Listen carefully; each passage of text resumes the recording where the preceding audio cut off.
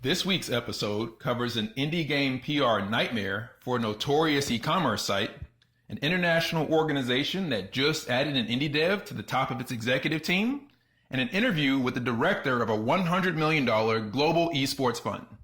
The Indie Games podcast starts now.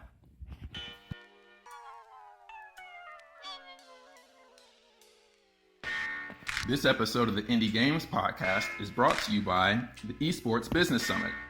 It's happening September 18th, 2019 at the University of South Florida. Join investors, business executives, and esports companies from around the country to learn esports 101 and discover how you can be a part of this exciting, explosive industry. Visit www.usfesports.com for more information. Welcome to the Indie Games podcast.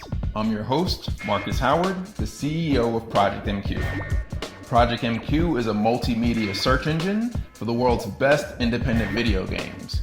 We help indie devs sell more indie games, and we help gamers easily find video games they'll love.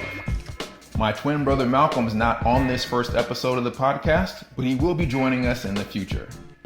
Our goal for this podcast is to be a weekly series that highlights major news and events happening from the previous week that affects indie games across the entire ecosystem. VR to blockchain, console, mobile, everything in between. So you can expect to hear some discussions about things that have happened that are important, and also for us to be introducing some interviews with people who are noteworthy in the industry. So we want to bring their unique perspectives and insights in, everything from investors to indie developers, publishers, service providers, everyone who's involved in creating, producing, selling, and otherwise making indie games happen.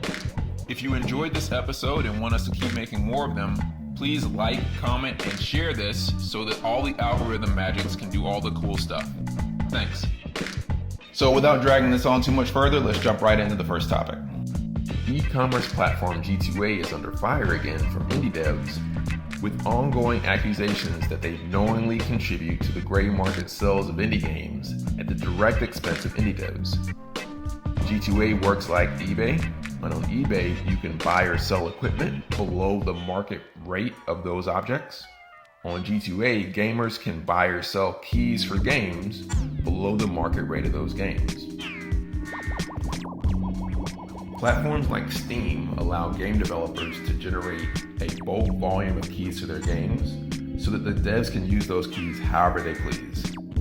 Devs will either use those keys to raffle onto their social media accounts to generate engagement and new followers on their social media accounts to promote their games, or they will give those keys to journalists and streamers so that journalists can write articles about the games and streamers can stream those games on platforms like Twitch and YouTube. Devs will also sell those keys at a discount to sites like Humble Bundle. And what Humble Bundle does is it takes an assortment of game keys, it bundles them together, and then it sells those bundles at a discount. So you could hypothetically pay $5 and get a bundle of 10 games at a much deeper discount than if you paid for those games outright on platforms like Steam. Unfortunately, what happens is that after all these activities, a majority of those keys are then ending up on platforms like G2A. Now, when a developer sells their game on Steam, they get 70% of the revenue for the market rate of that game. When a game is resold or sold on G2A, the developers don't get any of that revenue. There's a ton of responsibility to be shared here across the ecosystem. Developers are definitely primarily responsible for how many keys are being generated and who those keys are being sent out to. But G2A could definitely do a better job of managing how keys get onto their site and how developers are involved in that process. Instead of them fully addressing the issue and properly addressing the issue, they're really shifting the topic and changing the subject and pointing blame back at the developers.